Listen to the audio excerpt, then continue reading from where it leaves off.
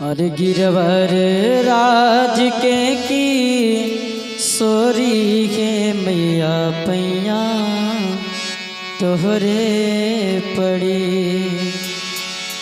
अरे गिरवर राज के की सोरी मैया पैया तोहरे पड़ी। जय हो महेश मुख चंद चकोरी पैया तोहरे पड़ी। जय हो महेश मुख चंद चकोरी पैया तोहरे पड़ी। गिरवर राज के किशोरी के मैया पैया तोहरे पड़ी।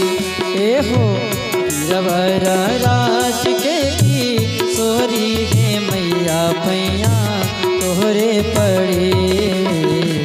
जय हो महेश मुख चंद चकोरी पैया तोहरे पड़ी।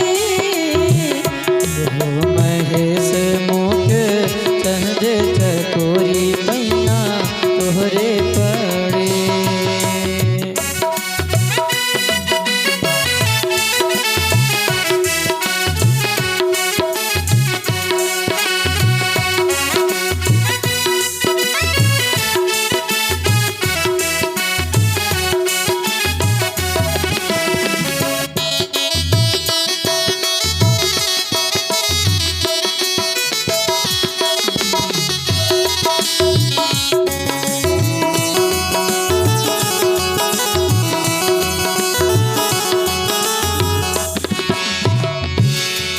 हो जय हो गजानन खजानन के माता चंद्र बदन सोहे भाग्य के विधाता।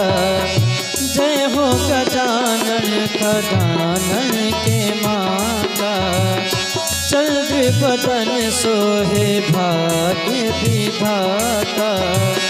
जय हो गजानन खजानन के माता चंद्र बदन सोहे भाग्य विधाता। चंद्र बदन सोहे भाग्य के विधाता। और तेरी नजर तानी सेवकों के वरिया पैया तोहरे पड़ी। ए मैया तेरी नजर तानी सेवकों के वरिया पैया तोहरे पड़े। जय हो महेश मुख चंद चकोरी पैया तोहरे पड़े। जय हो महेश मुख चंद चकोरी पैया तोहरे पड़े।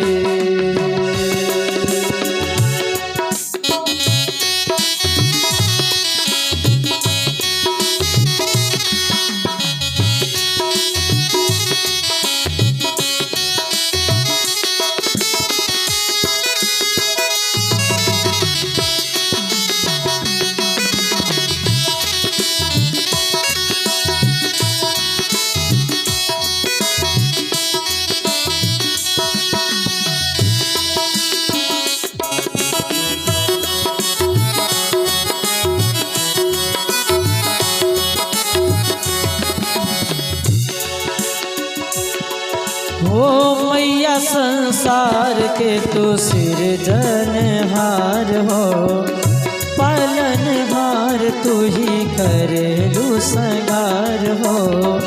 मैया संसार के तू सृजनहार हो पालनहार तू ही करेलू संगार हो।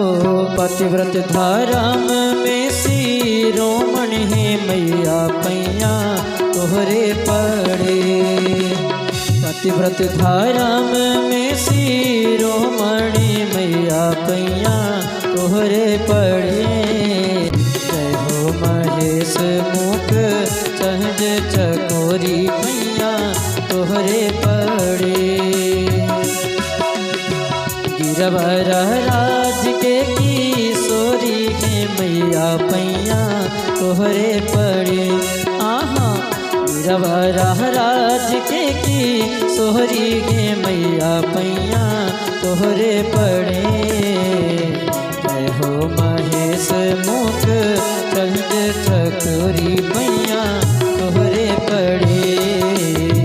जय हो महेश मुख चंद ठकुरी मैया तोहरे पड़े।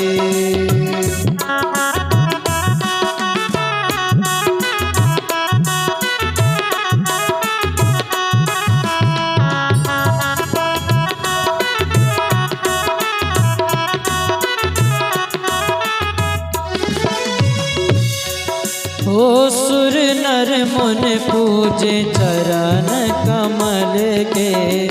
सुर नर मुन पूजे चरण कमल के। महिमा बखानी कैसे राउर आंचल के। सुर नर मुन पूजे चरण कमल के। महिमा बखानी कैसे रौरी आंचल के। सुर नर मुन पूजे चरण कमल के। महिमा बखानी कैसे रौरिया चल के। महिमा बखानी कैसे रौरिया चल के। हाँ राजन शिकारी के तू पर दे झुरिया पैया तोहरे पड़े।